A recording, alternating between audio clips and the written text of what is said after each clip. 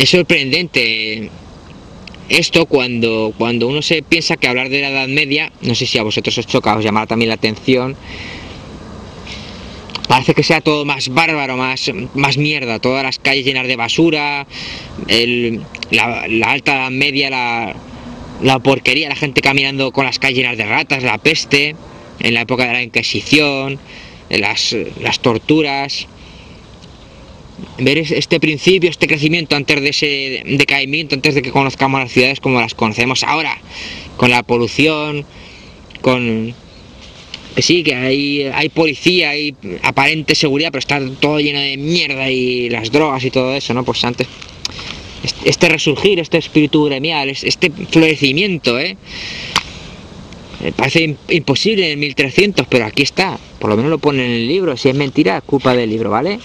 La caballería pues empieza a sufrir burlas. Lo que aquí en España se tiene como una novela en gran alzada, como es El Quijote, de Don Miguel de Cervantes, no solo es un suceso que acontece a nivel nacional, a nivel de España, sino que se extiende por toda Europa, donde está el espíritu caballeresco. A ver. Tal fue la metamorfosis involuntaria y gradual que sufrió el espíritu caballeresco al ser trasplantado a la ciudad y asimilado a la vida burguesa del burgo, de la ciudad. Mas simultáneamente, otras corrientes más radicales trataron de aniquilar y barrer cuanto tenía alguna relación con la caballería. El espíritu de mofa y crítica de que la ciudad había engendrado asestó bien pronto sus tiros contra toda aquella cultura, tan opuesta al sentido real y sensato de la burguesía. Los caballeros tuvieron que aguantar no pocas burlas sobre las locuras de la caballería. Cuando el noble Aïllol, en el viejo poema heroico, hace su entrada en París, a lomos de un viejo rocín y con una lanza mal ajustada, los burgueses le rodean, preguntándole si por ventura son el caballo del rey Artus y la lanza de Esau, los que consigo trae. Los caballeros se ven precisados a arrastrarse por los caminos y a verter su sangre en la guerra. Esta actitud frente a los caballeros se evidencia particularmente agravada durante la Guerra de los 100 años. En lo que a la nobleza francesa se refiere, los burgueses echan pestes contra los señores de la Francia, que se han vuelto pusilánimes como mujeres, alardeando únicamente de su valentía con los pobres labriegos y comerciantes desarmados. Vais engalanados como novios y sabéis bailar, cantar y hablar de grandes hazañas, pero es preciso que demostréis para qué servís, les dicen los poetas a los caballeros. En el siglo XV el oficio de la guerra había bajado mucho en la estimación de los ciudadanos. En cierto monólogo se representa a uno de esos guerreros lleno de jactancia y de engreimiento, que desprecia a los burgueses y que nada teme en el mundo como no sea el peligro. En cuanto ve un espantapájaros vestido de soldado, se le cae de las manos la lanza y pide clemencia hincándose de rodillas. Aquí veis cómo se reían los poetas de los caballeros. Con semejante opinión de la clase caballeresca, por fuerza habían de parecer ridículos los libros de caballería y dar pie a irrespetuosos comentarios, sus torneos y ejercicios de armas.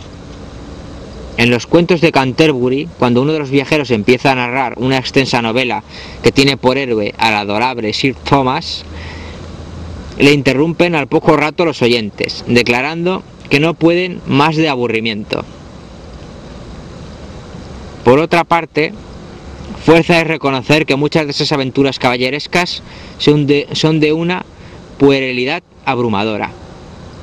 En tiempos del rey Artus, dice la mujer de Bach en el libro de Coucher,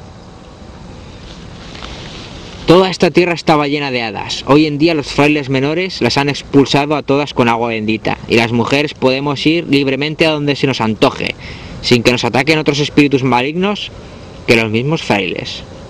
La heráldica pasa pues a dominio, desaparecen los caballeros, desaparece la caballería, la nobleza, el honor, la valentía. Sus escudos de armas solo tienen utilidad en la gente pudiente de las ciudades, de los burgueses. Por ejemplo, los alcaldes. Vamos a ver esta historia interesante. Para hacerse nombrar podesta o alcaldes, las ciudades solían buscar podesta en otras poblaciones, para lo cual era necesario ostentar escudo de armas. Mas, fuera de esto jamás fue tomada en serio la caballería por los italianos. Las novelas florentinas de Satecchi cuentan, por ejemplo, la historia de cierto habitante de la ciudad, a quien habían nombrado podesta o alcalde de otra ciudad vecina, y con tal motivo se hace trazar un escudo de armas, con una cabeza de caballo a modo de blasón. Con este escudo al brazo parte de nuevo a podesta, pero tiene la mala suerte de tropezar en el camino con un caballero alemán, que también lleva por blasón una cabeza de caballo. El alemán, herido en su amor propio, arremete contra aquel que sin derecho ostenta sus mismas armas. Mas el avisado florentino se apresura a declarar antes de que su agresor se le eche encima, que como puede verse palpariamente, la cabeza del uno es un caballo padre y el otro era una yegua. Esta aclaración satisface al alemán, que se convierte en el mejor amigo del florentino, tan pronto como éste le propone comprarle el escudo por una respetable cantidad, conviniendo entre ambas partes en el que el caballero, en llegado a la primera tienda, se comprará un nuevo escudo con blasones distintos. Quizá lo más importante, y que está también reflejado en el libro, pero no he leído en las líneas correspondientes, era que estas ciudades, como habéis visto, gremiales, burguesas, no disponían de ningún tipo de política ni de orden social. Se autoadministraban a sí mismas, con sus calles, con sus gentes.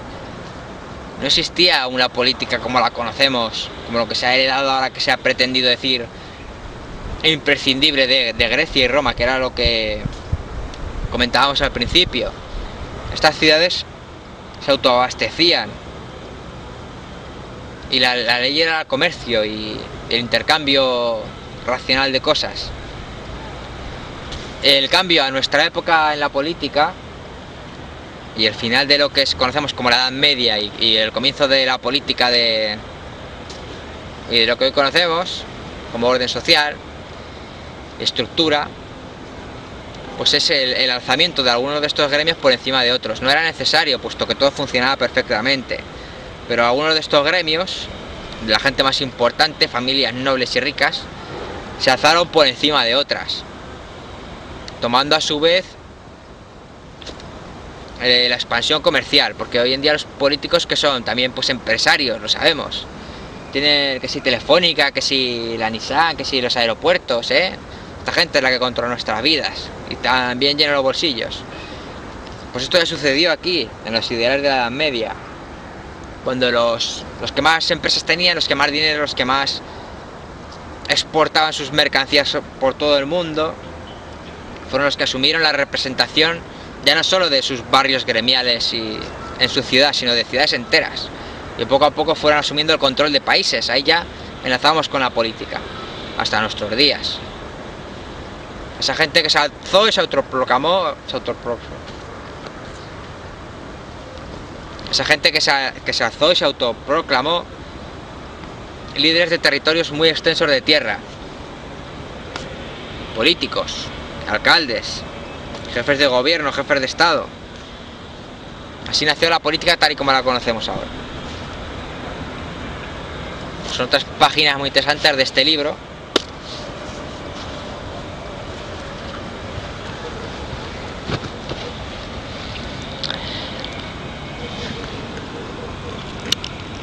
Que espero que os haya resultado de mucho interés el tema y que más adelante pues tengan que tener más contacto con él, no con este libro sino con el tema y desarrollarlo. A mí me ha parecido algo muy interesante y por eso lo he querido compartir con vosotros en estos vídeos.